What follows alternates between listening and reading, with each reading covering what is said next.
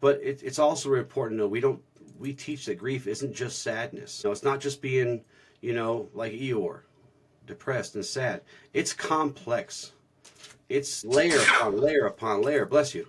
Upon Thank you. layer upon layer. I think that was a sneeze. Upon Yep. layer of energy. And that contains sorrow or anger or longing or confusion, numbness. This thing isn't linear. It doesn't follow any rules either.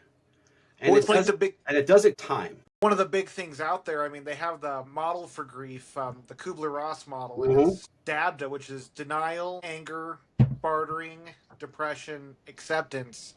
And even though that seems like a linear path, it's Mm-hmm. not. These are just the It's not. emotions that are most prominent Right. throughout it, and you can bounce in between them. One of Yeah. the Or, reasons or, or toxic grab two or relation three at the same time. Yeah. yeah, one of the Yeah. reasons toxic relationships are so hard to grieve is because you never get to that acceptance stage because of the confusion those type of dynamics create. But But from the spiritual side of things, I want people to understand that even in perfect faith, unbreakable faith, right? Sorrow still has a place in there. And grief is not our enemy.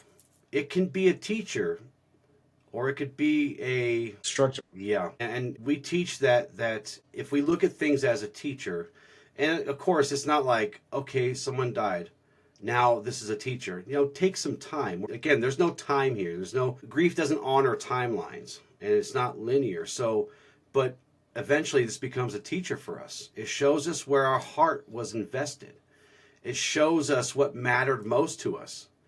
And if you allow it, grief can become a guide, not to take you back to what was, but to lead you towards something deeper, deeper compassion, deeper wisdom, and strengthen that connection to the universe or to your God or to whatever. Yeah. I mean, one thing we say on this podcast, I know I bring up a lot, is in life when we go through hard times, we either get bitter or we get better.